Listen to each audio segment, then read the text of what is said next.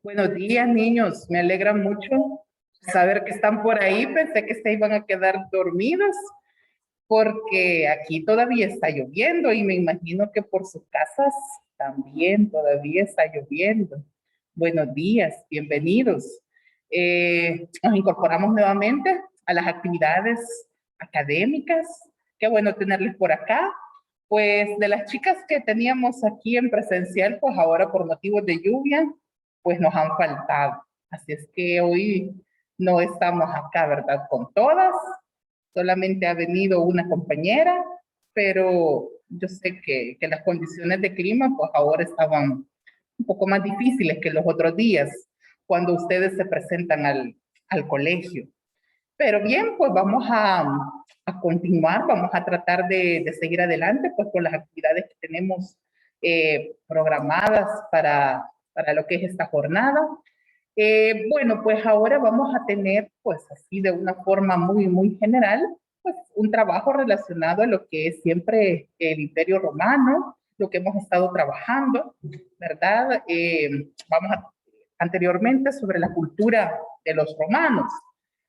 Pero antes vamos a hablar acerca de lo que es el contenido socioemocional. Siempre antes de la clase, pues trabajamos un tema.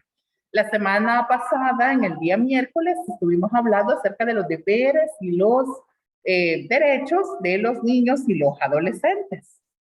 Y bueno, pues ahora vamos a hablar acerca de otro contenido que es reconociendo la labor paternal. Sobre eso es lo que vamos a trabajar pues para este día. Y bueno, pues vamos a ver pues un pequeño video relacionado pues a ¿verdad? Al reconocimiento de la labor de papá. Así es que pues lo vamos a poner, vamos a apagar un ratito la cámara para que todos pues también la compañerita que está por acá pues lo pueda ver. Es cortito, muy cortito. Say bye-bye, wave. Say we're going surfing. ¡Y dos!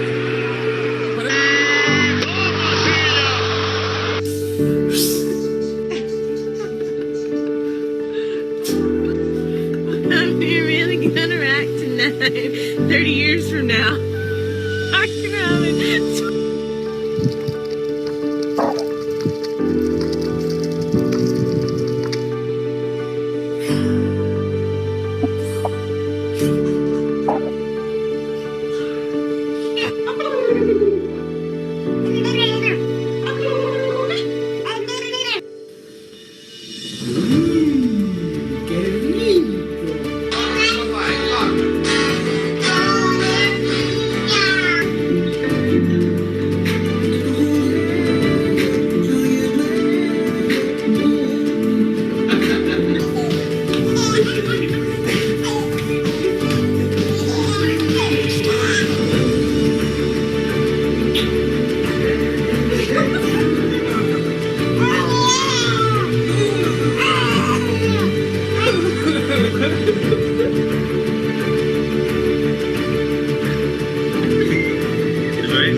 Cheers.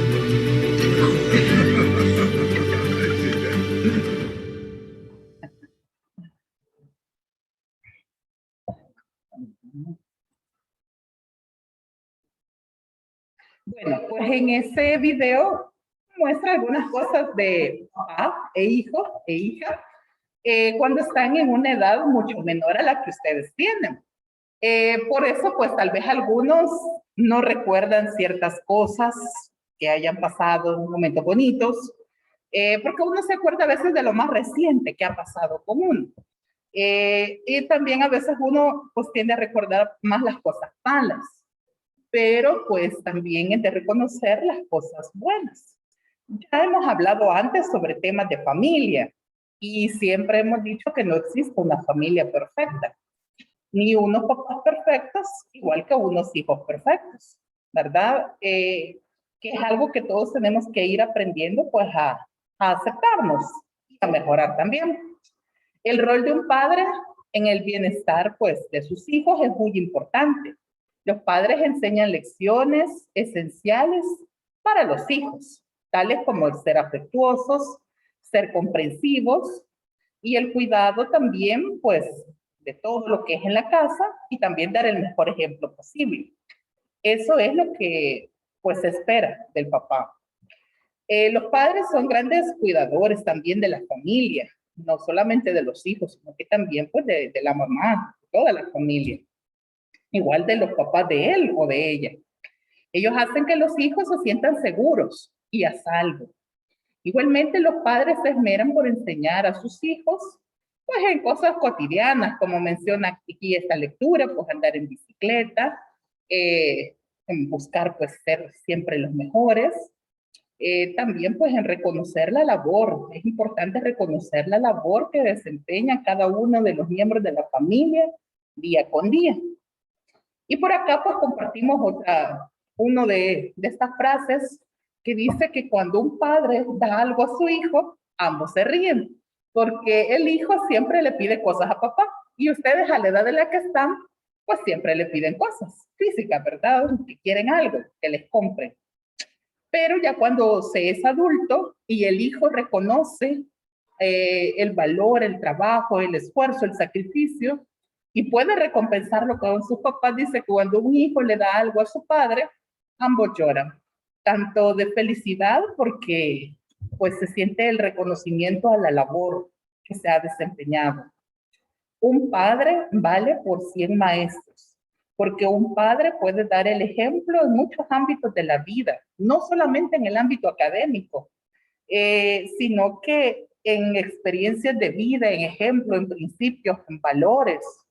Y cuando un padre verdaderamente asume su rol, su labor, dice que puede valer más de pues, que 100 maestros, porque se enseña, ¿verdad? Enseña con el ejemplo, no con palabras, y enseñar con amor. Bueno, pues también dice, espero ser tan buen papá para mi hijo como mi papá lo fue para mí. Es otro de los dichos que son bonitos, ¿verdad? De poderlos comprender, reconocer y sobre todo vivir, porque las palabras se las lleva el viento. Realmente, pues, vivirlo es lo importante. Y terminamos con no hay familia perfecta. Todos nos discutimos, todos peleamos. En ocasiones hasta dejamos de hablarnos. Puede ser entre hermanos, entre padres e hijos, pero al final siempre es la familia. Y el amor siempre va a estar ahí, donde debemos de aprender a aceptar a las personas. Realmente, pues, cuando es el Día de la Madre, pues se hace mucha pompa, ¿verdad? Pero para el Día del Padre, pues se siente un poquito más así el recelo. Para quien no lo tiene, pues ha agradecido doblemente con su mamá, ¿verdad? Porque ella lo ha sacado adelante en las buenas, en las malas y con mucho esfuerzo. Pero si tiene a su papá, si usted vive con él, pues también no solamente hay que ver las cosas malas, sino que también pues hay que ser agradecido, porque ha pasado ya varios años en los cuales pues ellos, los papás les han acompañado también. Y hay que hacerles sentir también el amor, no solamente para cuando fue el Día del Padre, la semana pasada, sino el amor siempre. No esperemos que sean padres perfectos, porque también pues nosotros como hijos estamos en ese proceso de mejorar y de valorar. No lo olvidemos, hay que valorar mucho a los papás, a las mamás cuando cumplen esa doble función también, porque son los que sostienen el amor en la familia. Y el amor es mucho más importante que todo lo demás que pueda haber en una casa. El amor es fundamental en una familia. Y créanme que cuando ustedes tienen a un papá que realmente les ha acompañado, esos hombres son tesoros y hay que hacerlos sentir bien, porque no todos son así. Eso también no lo vamos a negar. Pero si usted tiene a su papá, reconózcale, no solamente exíjale, porque a veces como hijos somos muy exigentes en las cosas que queremos que nos compren. Pero reconozca también todo el labor, todo el esfuerzo y sacrificio que ellos hacen por sacarlos adelante en esto, en la vida, ¿verdad? Y seamos agradecidos. Eso es muy importante, ser agradecidos en la vida, porque en la vida no solamente es pedir, pedir y ver mi satisfacción personal y lo que yo quiero y lo que a mí me gusta. Eso, la vida no es así. Realmente, pues, en la vida siempre, pues, uno tiene muchas situaciones difíciles que le enseñan a uno, pues, también a valorar. Así es que abrace a su papá, si lo tiene, y si no lo tiene, pues abrace doblemente a su mamá, porque ella, pues, está haciendo una doble función.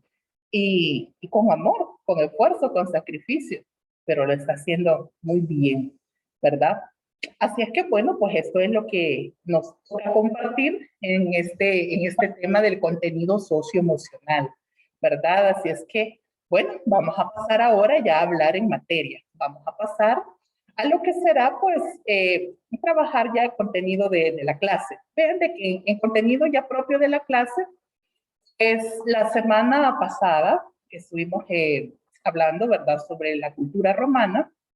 Pues fíjense de que ahí pues vamos a dar un pequeño repaso porque ya les había mencionado de que vamos a tener una evaluación, ¿verdad? Para la última semana del mes de julio.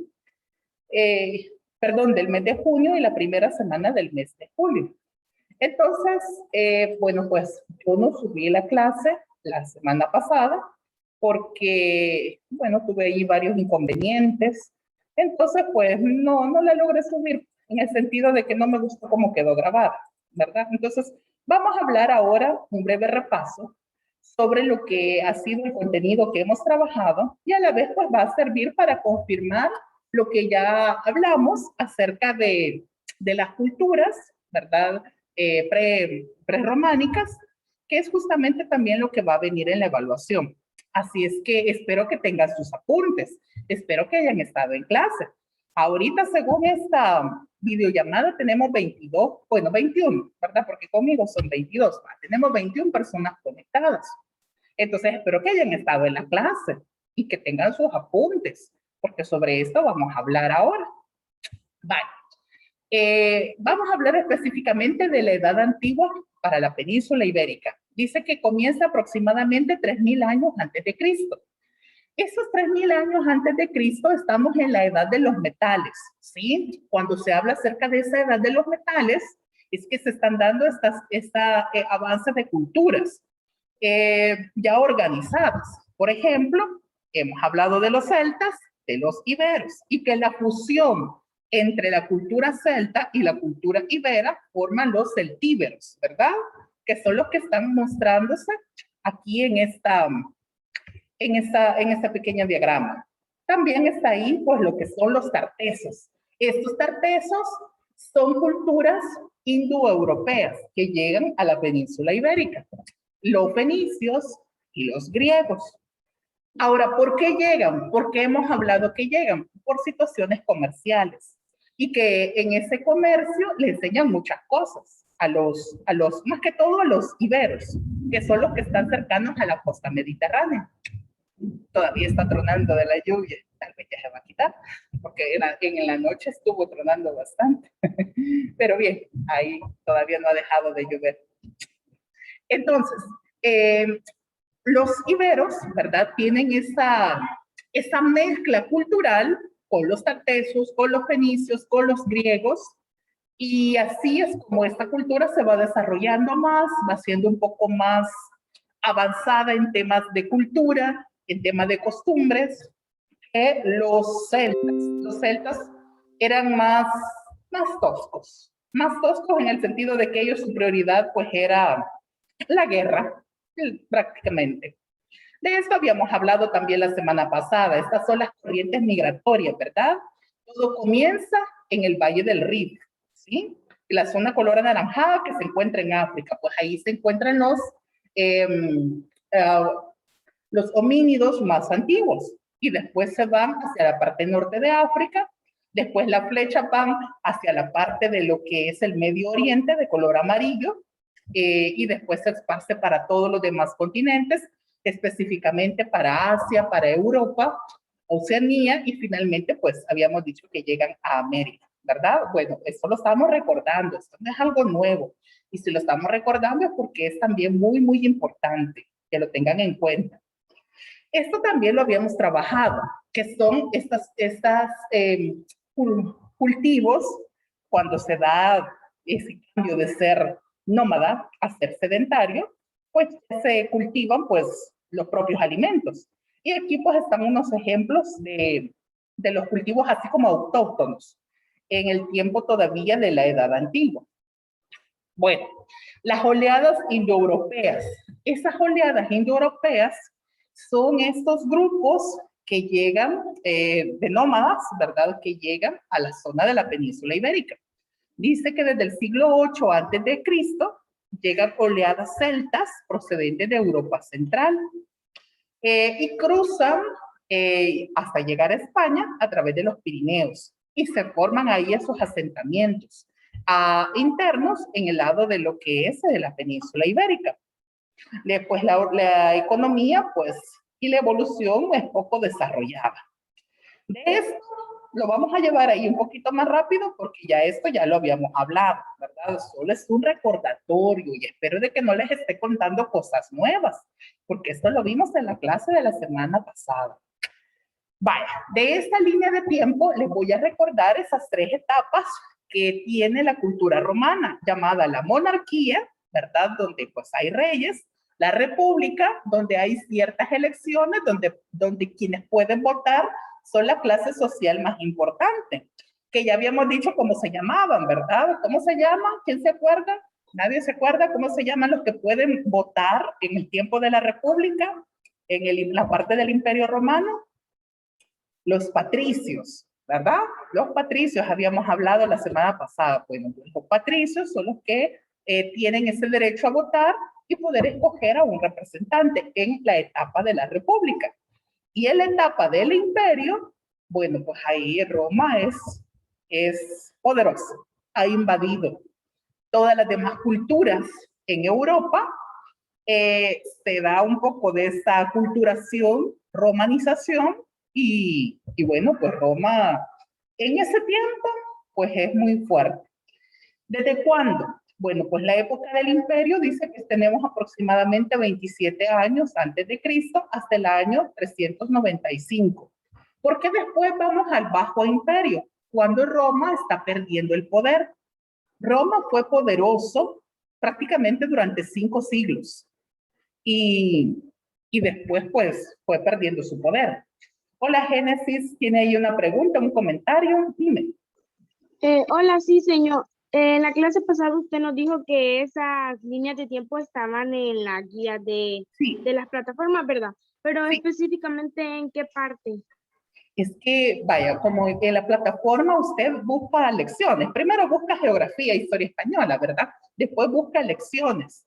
En lecciones hay 3 grandes carpetas. Primer periodo, segundo periodo, tercer periodo. Van a buscar en la de tercer periodo. Y ahí en la de tercer periodo está la guía de la semana pasada, donde están estas imágenes, ¿verdad? Y se las he puesto nuevamente pues en la guía que está de esta semana. Pero así lo pueden encontrar en la plataforma, ¿verdad? Así es que espero. Señor, muchas gracias. Bueno, gracias. Hola. Vale, vamos a apagar aquí. ¿Qué pasa? Bye. Bye. Bueno, vamos a continuar. Esta otra línea de tiempo, esta van relacionadas con la otra. Lo único que aquí tenemos un tema así como de culturas, ¿verdad? Las culturas que van llegando a la península ibérica. Aquí están tartesos, ¿verdad? Los tartesos que son los que llegan también a la zona mediterránea. Los pueblos celtas, los pueblos iberos, que están aproximadamente los 500 años a los 200 años antes de Cristo. Muy bien, después tenemos la conquista de los romanos, cuando se dan las guerras púnicas, ¿verdad? Cuando les había mencionado que está un grupo de cultura, ¿verdad? Los cartagineses, que quieren ganarse el territorio de la península ibérica, y los romanos también quieren ganarse el territorio de la península ibérica. Entonces ahí se dan las guerras púnicas entre romanos y cartagineses. A la larga ganaron los romanos, pero después los romanos terminaron, digamos, ganando la península a través de la guerra, porque solamente le ganaron un pequeño territorio a los cartagineses. Pero no es que ya habían ganado la península, eso lo siguieron luchando a través de guerras. O sea, eso de las guerras tiene mucha historia, porque imagínense, estamos hablando aproximadamente del 218 antes de Cristo, y ya hablamos solo de guerra y guerra, ¿verdad? Por posesiones, por territorio. Bueno, pues en la primera mitad del primer milenio, o sea, los 500 años antes de Cristo, pues ahí se habla acerca de estos tartesos, de las oleadas indoeuropeas, de las colonizaciones fenicias y de las colonizaciones griegas. Sí, estamos hablando de los primeros 500 años antes de Cristo, igual que la línea de tiempo, ¿sí? Estamos aquí, ¿verdad? Entonces, aquí la línea de tiempo está hablando acerca de estos 500 años. Están los tartesos, los fenicios, los griegos, que llegan ahí, hacen contacto con los pueblos celtas y con los pueblos iberos, que forman parte de la península. Este mapa también, pues aquí solamente estamos recordando que son cosas importantes que no hay que olvidar. Aquí tenemos de color anaranjado las culturas mediterráneas, que se llaman también iberos, ¿verdad? El color verde, pues está mostrando la cultura de los celtas. Este también, donde hemos dicho que los celtas son guerreros, ¿verdad? Los celtas, más que todo, pues son buscadores de alimentos, saqueadores, guerreros. Ellos prácticamente no cultivan una estratificación social no muy avanzada, pero sí muy fuertes, muy guerreros. Esto también ya lo habíamos hablado antes, ¿verdad? O sea, aquí esta es una recopilación para cuando lleguemos a la evaluación y todos tienen que salir muy bien. Estos son los castros. ¿Y qué son los castros? Las casas de los celtas, ya habíamos mencionado. Y que esas casas son hechas o construidas con piedra y que adentro, pues prácticamente no hay ventanas, porque lo que se pretende en ese tiempo, ¿verdad?, es mantener el calor, porque cuando llega la época del invierno, pues son los lugares donde la gente se puede resguardar. Ya que el invierno en la zona de Europa, pues son inviernos con nieve, muy fríos. Entonces necesitan resguardarse. Más que todo para eso es la casa, porque ya cuando llegan otras épocas en el año, pues se puede vivir, digamos, fuera de la casa. Pero cuando llegue el invierno se necesita un lugar de resguardo. Aquí tenemos también una imagen que tiene al fondo muchos círculos, que es una ciudad de los celtas, de castros. Castros son las casas. Y también usted puede ver que está como amurallada, que en la parte de alrededor, pues están las murallas de protección. Eso también, pues, es algo que los celtas, como son guerreros, pues saben que esa estrategia les podría funcionar para mantener a la población civil, porque así como ellos son saqueadores y guerreros, saben que también puede haber otro grupo, ¿verdad?, que los va a llegar a saquear o que los va a llegar a atacar a ellos. Entonces, pues están pues un poco organizados también con eso de las murallas para poder defender su territorio. Dentro de las colonias fenicias y las colonias griegas, ¿por qué llegan a la península ibérica? Dice que llegan atraídos por el oro, la plata y el cobre. Por eso es que llegan. Porque España, bueno, en ese tiempo la península ibérica no había sido explotada en metales. Y de donde ellos vienen, o sea, en Fenicia y en Grecia, perdón, ahí sí ya habían habido explotación de estos minerales y sabían que eran importantes y que comenzaban a escasear. Entonces se van a la península ibérica porque ahí, en cuanto a extracción mineral, no ha habido mucho. Entonces se van atraídos por eso. El objetivo también, aparte de buscar el oro, la plata y el cobre, pues es el comercio, fundar nuevas rutas comerciales. Y por eso es que se habla también de que los fenicios van a fundar 2 ciudades de comercio en España, que se llama Cádiz, en ese tiempo Gadir, y Málaga, ¿verdad?, que en ese tiempo era Málaca. Pero esas son ciudades fundadas por los fenicios. Ahora, los griegos también van a fundar 2 ciudades comerciales, importantes. Una se llama Rosas, ¿verdad? Que ahí le dice Rode, ¿verdad? En el término de los griegos. Y el otro es Ampurias, pero en el término de los griegos se llama Emporium, ¿verdad? Pero pues hoy en día las ciudades son conocidas como Rosas y Ampurias, ¿sí? Entonces, estas son ciudades de gran comercio. Estamos hablando de la Edad Antigua. Entonces, este gran comercio, pues a la larga, pues funcionó.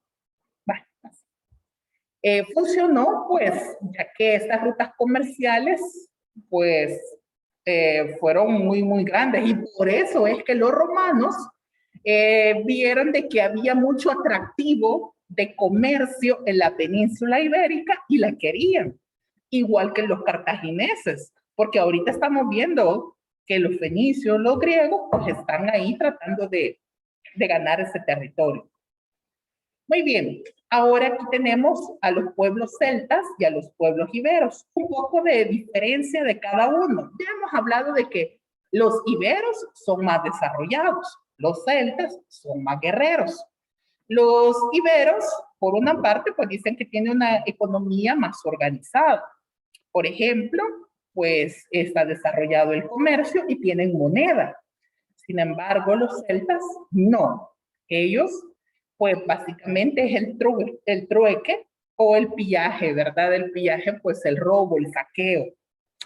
Por un lado, los iberos, pues sí están pues organizados, hay una estratificación social y realmente pues con los celtas, pues una división en grupos o parentesco, pero no muy bien organizados. Entonces, pues la cultura de los iberos copió mucho de los fenicios, de los griegos, de los cartagineses, y eso le ayudó a tener un mayor desarrollo y organización política, económica y social.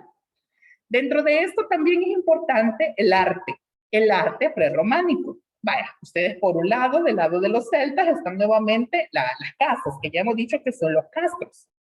Y por el otro lado, tenemos lo que ya hablamos la semana pasada, la dama de Elche. Y yo estoy tapando, voy a quitar la cámara ahí. Vale. Ahí está la dama de Elche, la dama de Baza, que son culturas iberas, ¿verdad? Que ya de eso ya hemos hablado. Aquí solamente es un pequeño repasito. Y que del lado de los celtas, este sí no se los había mencionado, después de los castros, en la parte de abajo está la imagen de los berracos. Estos berracos son cerdos, que realmente no se sabe por qué fue que los hacen la cultura de los celtas. Dice que puede ser como un símbolo o representación de fuerza, pero se han encontrado cerca de los castros. No se sabe realmente pues a qué están haciendo culto o reverencia. Y bueno, pues ahí tenemos un poquito sobre este recordatorio de lo que son los pueblos prerrománicos. Y aquí ya vamos concluyendo con esos pueblos prerrománicos.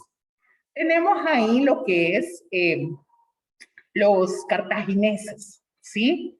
Ustedes ven en la parte color anaranjada en el mapa. Va, muy bien. Esa parte anaranjada, bueno, pues ahí están los cartagineses. Los cartagineses se están expandiendo. Ustedes no ven solamente una pequeña zona, sino que hay varias zonas, porque los cartagineses están ganando territorio, ¿sí? No tienen una sola posición geográfica. Entonces es ahí como llegan a la parte sur de la península ibérica. Y eso, ahí estaba la ciudad de Ampurias, de Rosas, de Cádiz, de Málaga. Entonces, en estos lugares, el comercio para con Roma comienza a debilitarse por las guerras. Entonces, Roma pues también quiere apoderarse de esos territorios. Bueno, ya con este mapa ya hemos pasado aquí. Tenemos todavía el inicio de las guerras púnicas, ¿verdad? Entre los romanos y también pues los cartagineses. Voy a ponerles ahora un pequeño video que también está relacionando pues a la parte de las guerras. Vamos a compartirlo. No me dejan. Espérenme que algo he hecho mal por aquí. Ajá, no.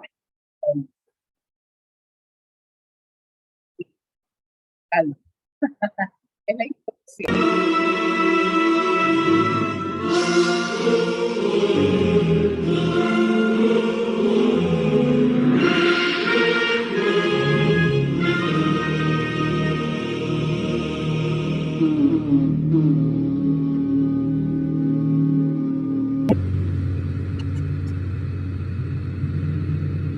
Las potenciales riquezas de los pueblos prehispánicos son también, junto al origen de su bonanza, la semilla de sus sufrimientos. A partir del siglo III a.C., los poderosos imperios de Cartago y Roma fijan su mirada en ellas.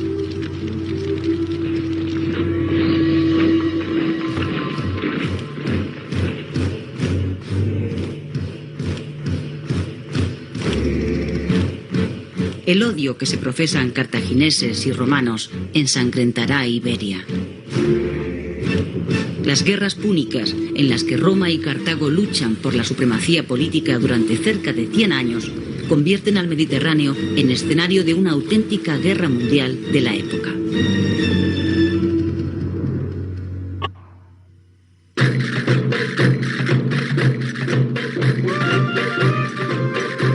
Cartago es una ciudad-estado que, ante el ocaso de los fenicios, ha aprovechado su herencia para convertirse en una nación con intereses comerciales en diferentes lugares del Mediterráneo. Sicilia, Cerdeña, costas africanas, península ibérica.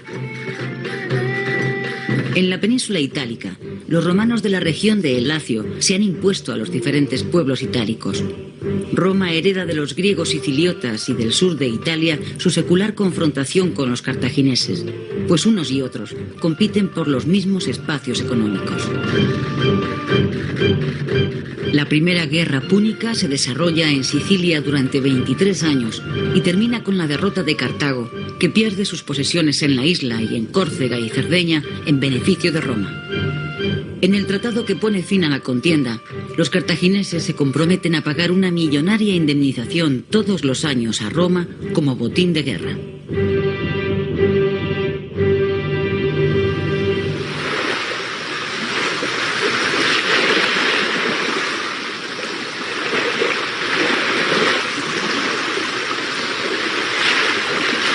Cuatro años después de finalizar la primera guerra púnica, en el año 237 a.C., los cartagineses desembarcan en Cádiz.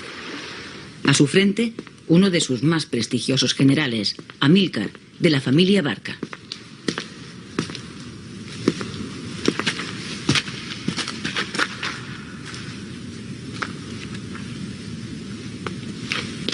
Con Amílcar viaja su hijo Aníbal, de apenas 10 años.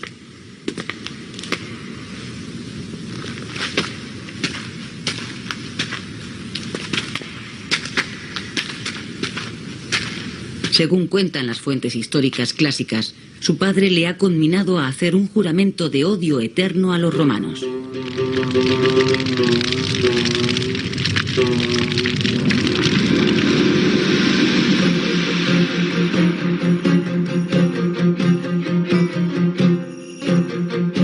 Amílcar quiere dominar el valle del Guadalquivir y, a través de él, llegar a las minas de la rica Cástulo.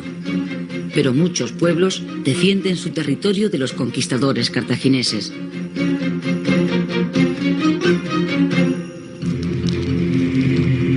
Dos jefes iberos, Histolacio e Indortes, se enfrentan con sus guerreros al poderoso ejército púnico. Histolacio muere en la batalla. Indortes es capturado y, después de dejarle ciego, sometido a crueles torturas antes de crucificarlo. Amílcar aplica una implacable represión que alterna con periodos de política más benévola para atraerse a los nativos. Incorpora en sus filas a miles de los prisioneros hechos para que fortalezcan su ejército.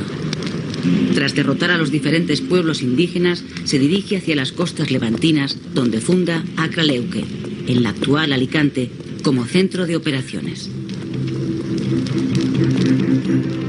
Amílcar emprende una campaña guerrera contra los pueblos del interior para consolidar los dominios levantinos, y en una de las batallas contra los oretanos, en Élique, cae mortalmente herido.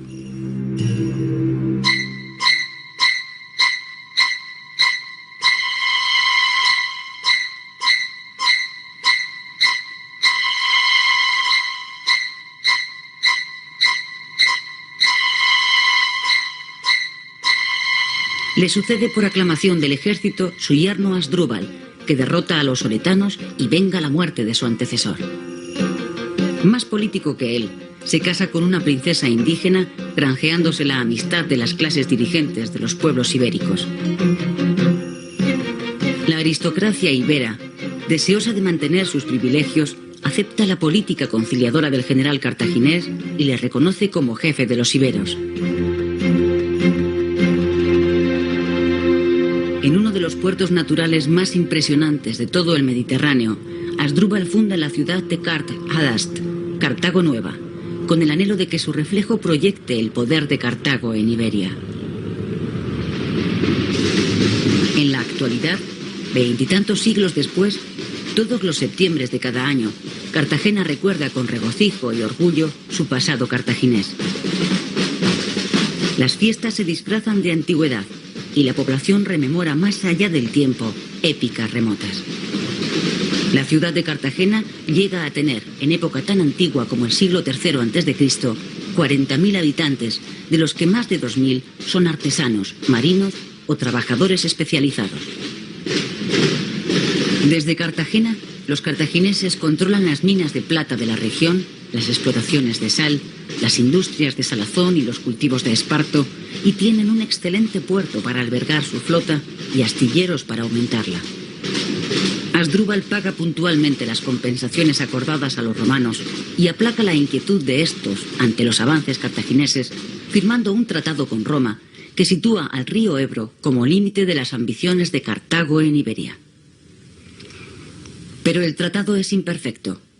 Algunas ciudades, como Sagunto, vinculadas por intereses económicos y comerciales con los griegos a través de Marsella, quedan aisladas bajo el área de influencia de Cartago. 5 años después de la firma del acuerdo, Asdrúbal es misteriosamente asesinado en sus aposentos por un esclavo.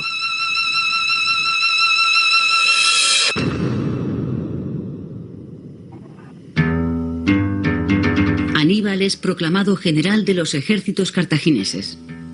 Sus marchas guerreras le proveen de botines, nuevos tributos de las poblaciones sometidas, soldados y esclavos para el duro trabajo en las minas.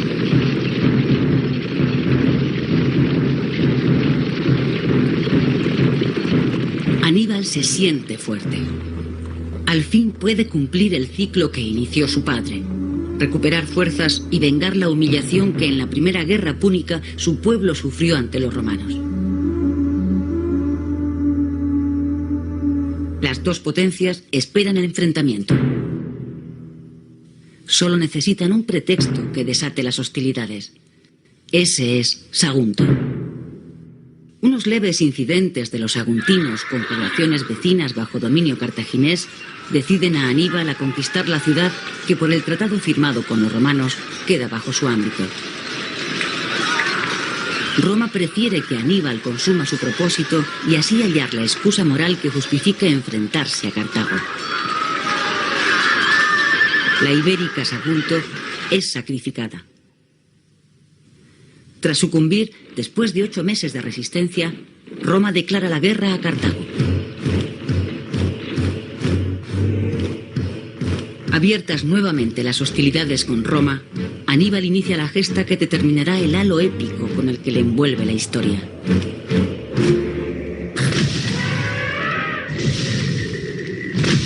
Con un gran ejército provisto de elefantes, atraviesa los Pirineos y los Alpes, llegando a la península itálica, donde en 3 batallas sucesivas derrota a 4 ejércitos romanos.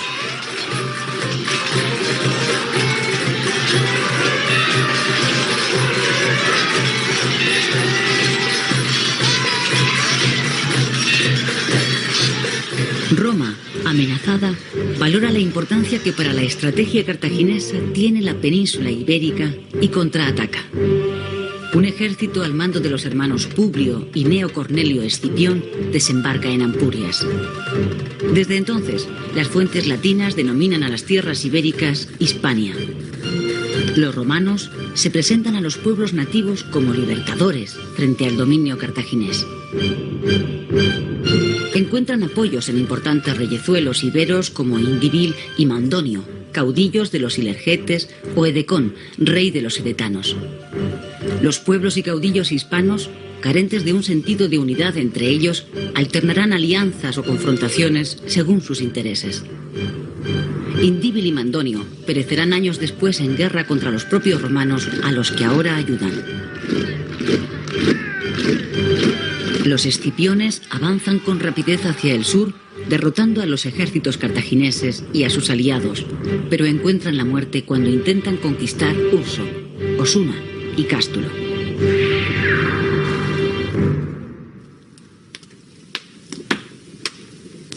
Dos años después, desembarca en Hispania el hijo de Publio, Publio Escipión, el africano.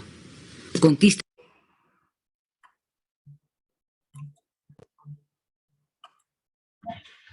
Bueno, pues en el video estaba mostrando, pues hay mucho, ¿verdad? Paso a paso de cómo se organizaron los cartagineses, cómo fue el desarrollo de la Primera Guerra Púnica. Ahorita estamos en el desarrollo de la Segunda Guerra Púnica. Las imágenes, pues, nos puede visualizar un poco más, ¿verdad? Cómo era el tipo de armamento, cómo era también, pues, el tipo de organización estratégica de acuerdo a los mapas, cuál fue la estrategia de los cartagineses, también, pues, cuál fue la estrategia de los romanos para poder ganar el territorio, porque sí, realmente la península ibérica era así como un lugar estratégico para temas comerciales, y los quería. Hola. Ahorita, solo que tiene llave. Ah, vaya, pues no hay problema. Ah, vaya, yo pensé que le había echado llave. Pues está bien, no hay problema. Gracias. Bueno. Entonces, realmente, pues, yo sé de que no van a recordar todo ese montón de nombres que estuvo mencionando el video, pero sí vale la pena recordar un poco cómo fue el proceso, ¿verdad? El tema de la Primera Guerra Púnica, el tema de las estrategias, ahorita que estamos en la Segunda Guerra Púnica, y que a la larga lo que nos interesa es saber que los romanos ganan a los cartagineses y que también no les fue fácil ganarlo, aparte de que después se quedan con una guerra específica con los celtas, porque una cosa es que haya ganado a los iberos, pero a los celtas no los ha ganado. Entonces, como no los ha ganado, le quedó una guerra interna a los romanos, interna en la península ibérica, porque ganaron una pequeña parte, pero no todo. Entonces, bueno, pues aquí en el mapa que estamos presentando, vaya, aquí estamos ahorita en la parte del video, ¿sí? Cuando se está dando la guerra, las zonas de los cartagineses, la zona también pues de los romanos, que es la color verde. Vaya, ahora aquí, este otro mapa, aquí pues estamos hablando de lo que ya es cuando Roma le ganó a los cartagineses, pero también cuando Roma se expandió. Ven todo rosado, prácticamente toda la zona costera mediterránea. O sea, todo eso ganaron los romanos, pero ahorita estamos en el año 218 antes de Cristo, todavía están ganando la primera parte que puede ser la península ibérica, ¿verdad? Una parte, la zona de los iberos, no toda la península. Pero en el lapso del siglo III al siglo I antes de Cristo, Roma ganó todo eso que ustedes ven en este mapa. Y ahí es donde se convierte en el imperio. ¿Sí? Vaya, pero eso lo vamos a ir viendo más adelante. Ahorita solamente esto, estamos con esto, ¿verdad?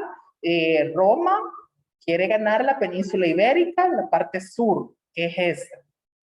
Pues quitarle a los cartagineses y quedarse ellos. La conquista romana. Bueno, pues, ¿por qué es que Roma se interesó?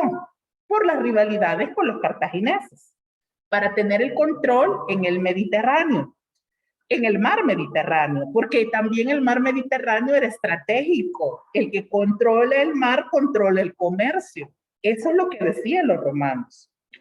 Ahora, el proceso pues es ir ganando poco a poco la zona del Levante, o sea, el área ibérica, y después la zona del área de los celtas, o sea, la parte central y la parte norte de la península.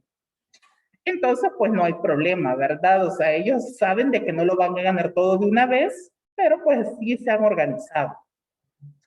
Las etapas de la conquista de la península ibérica pues van desde el año 218 a.C. hasta el año 19. Recordando, jovencitos, de que los años antes de Cristo van de mayor a menor, ¿verdad? Entonces prácticamente son 200 años. 200 años que tardan los romanos en ganarse la península ibérica. Y ahí vemos 4 apartados. Esos 4 apartados representan las 4 etapas de lo que fue el territorio, ¿verdad? De la península. Ahora, aquí está de una forma gráfica. En este mapa apreciamos esas 4 etapas. La zona mediterránea es la que se ganó en la Guerra Púnica, en la Segunda Guerra Púnica, y que se convirtió en zona romana. La color verde claro, esa representa la segunda etapa. La verde un poco más intensa es la tercera etapa. Y la verde más intensa, donde dice que están los astures y los cántabros, pues esa es la cuarta etapa.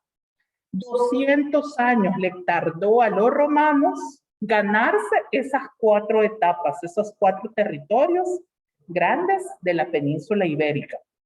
Y allí pues ustedes pueden apreciar que están los años, ¿verdad? En los cuales se fueron desarrollando todas estas batallas. Ahora sí, vamos a hablar específicamente acerca de lo que es la romanización, que también es algo que se trabajó la semana pasada. ¿Pero qué es la romanización? Bueno, pues es, en cierto punto, pues admitir ciertas costumbres de la cultura romana en la cultura, ¿verdad?, a la cual ellos han ganado el territorio. Es a diferente ritmo, no es que todo, ¿verdad?, de la noche a la mañana cambió, sino que a mayor nivel de desarrollo de las culturas, pues la romanización se va haciendo más rápida, porque la cultura romana es una cultura desarrollada. Causas de la romanización, ¿o en qué ámbito se basó? Bueno, en la vida urbana. Antes la vida era así más agrícola, de sobrevivencia. Los romanos tienen una vida urbana. ¿Y por qué? Porque los romanos hacen ciudades. Y para tener ciudades, pues tuvieron que hacer los acueductos, que ya habíamos hablado la semana pasada de los acueductos, ¿verdad? Creo que lo recuerdan. El reclutamiento del ejército romano, eso también es algo, porque donde sea que Roma gana, gana militares, porque los reclutan, ¿verdad?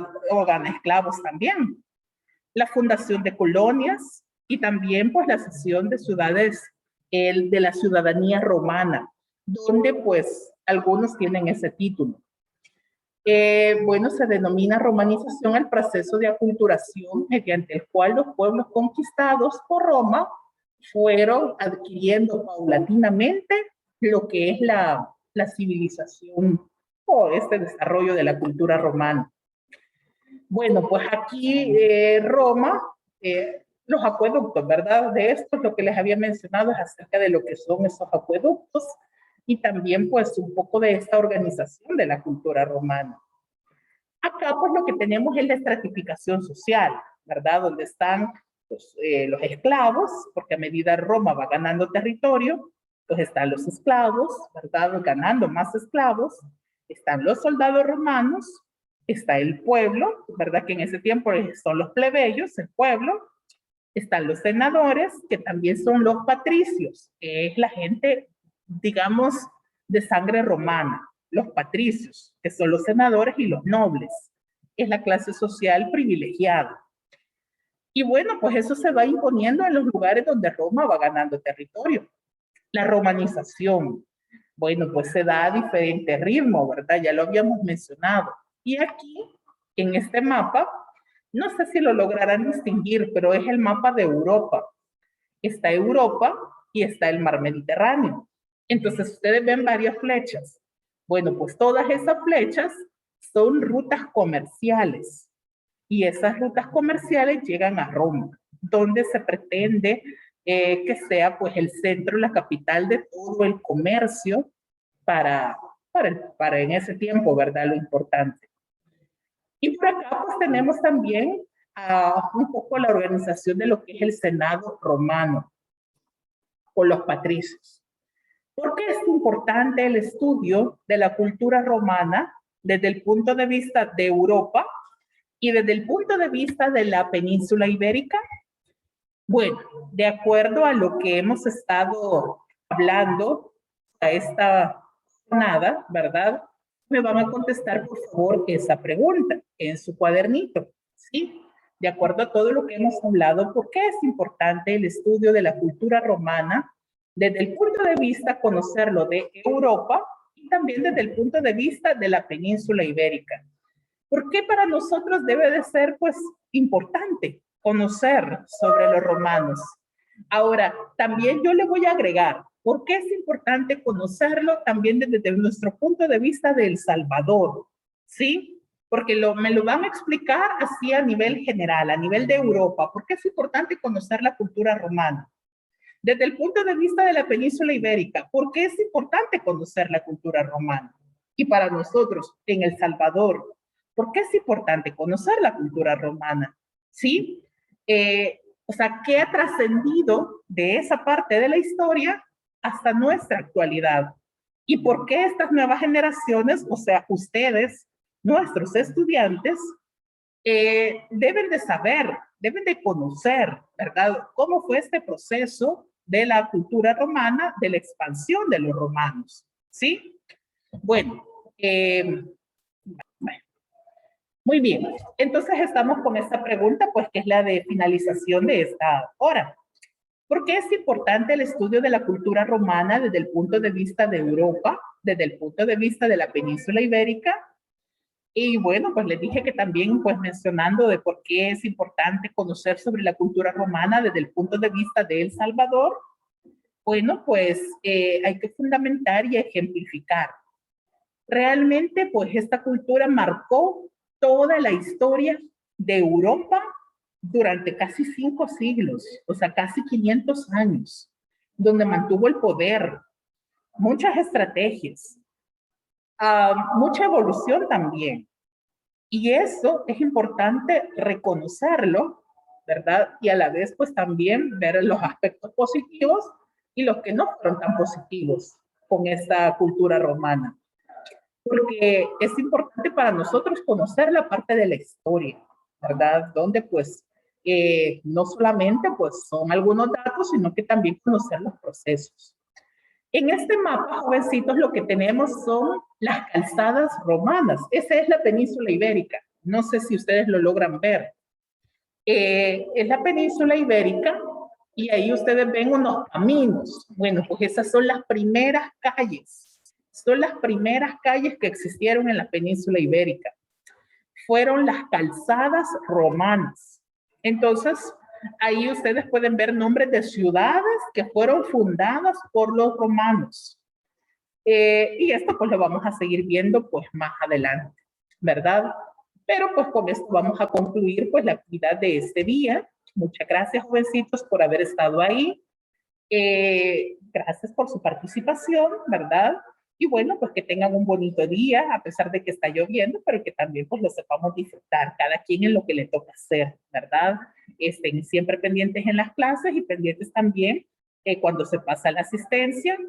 Otra cosa, siempre les recomiendo, por favor, que tengan su cuaderno y que también tomen anotaciones, porque todo esto que hemos hablado es recordatorio. Han habido pequeñas cosas nuevas, pero casi todo pues ha sido un recordatorio que vendrá en la evaluación que está programada para la última semana de junio y en algunas secciones todavía es para la primera semana de julio, según el ordenador de tareas. Y como yo sé que todavía no se les ha hecho llegar, pero ahí donde les mencioné que está el enlace para la guía de la semana, ahí está el detalle, ¿verdad?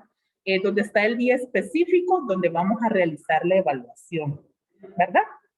Va pues, chicos, se les quiere mucho. Gracias, bendiciones. Nos veremos hasta la próxima semana. Primero Dios, ¿verdad? Dios.